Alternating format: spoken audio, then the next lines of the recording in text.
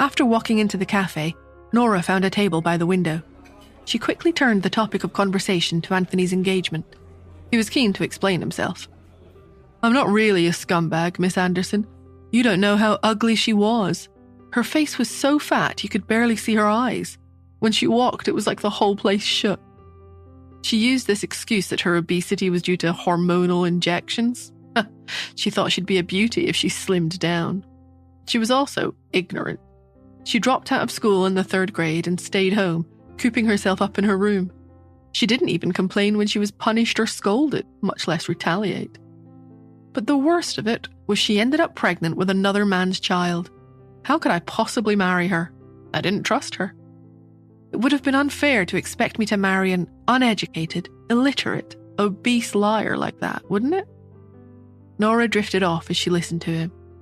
She'd known since childhood that crying and making a fuss were useless in a home like hers. She'd never fought back when she was punished because she'd always kept her mother's last words firmly in her mind. "You must seem plain and mediocre. You can't show everyone just how clever you are until you're grown up." Her mother had said it was the only way she could survive. In medical school, Nora finally revealed her extreme intelligence to the world. Since her father kept her on house arrest growing up, she occupied her time by reading medical journals about advanced surgical techniques. By the time she began school, she was far ahead of her classmates. No one understood why she was so smart, but she became a hugely successful surgeon in just 5 years. Well, the tables had turned now, hadn't they? Little did Anthony know how successful she'd become. She just needed to get her son back, and her life would be complete. I really hated the Smiths' behaviour. If it wasn't for them, I wouldn't be humouring Angela now either. Anthony realised he'd said too much, so he quickly changed the subject, looking flustered.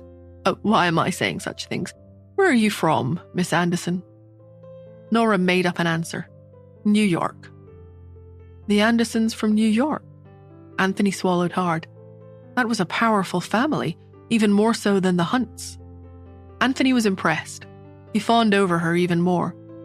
"I didn't realize you came from such a wealthy family. No wonder you're so elegant and charming."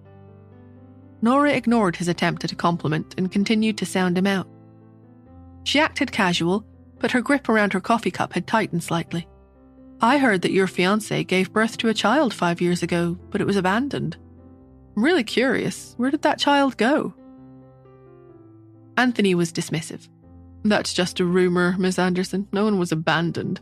My fiancé took the child abroad." What the Smiths had announced publicly at the time was that Nora had given birth to a baby girl. They hadn't mentioned that she'd actually had twins. After all, they'd been ostracised and humiliated if anyone knew they'd done something like abandoning a newborn infant. Image was far too important to them for anyone to find out what had really happened. Nora scoffed. "I'm just curious. Since you don't want to tell me, forget it." She slammed her cup down on the table and pretended she was getting up to leave, acting like a spoiled princess. It had the desired effect. Anthony panicked and reached out to grab her. "That's not what I meant. Don't get mad." Nora evaded him and raised an eyebrow. "So are you going to answer me or not?" Her behaviour didn't make him suspicious. After all, secrets and rumours about wealthy families were common topics of gossip. He spoke reluctantly. "Uncle Henry Smith, was the one who handled all that back then. I really don't know anything." Nora believed that Anthony didn't know the truth. Even though he'd been there at the time, it must have been hidden from him somehow. He was of no further use to her. She got up and walked out. He watched in astonishment for a moment, but then he pushed his chair back and went after her. "I'm telling the truth, Miss Anderson. Why don't you give me your number? We can contact—" "I don't think so." Nora got in a taxi and left him standing there, confused. Are all women from super rich families that volatile? His expression darkened.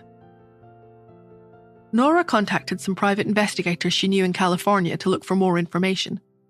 It was evening when she finally dragged herself back to the hotel, exhausted. As soon as she opened the door to her room, she heard Cherry's side of an involved online conversation with another child. "The princess is here. Everyone step aside. You're to escort her." "Okay." "Do you want to try my cannon? Hey, silly, tank the damage from the defensive tower. Go." "I'm out of health points." Hey, why are you running? Tank the damage for me, and I'll be able to get the 5 kills. I'll die.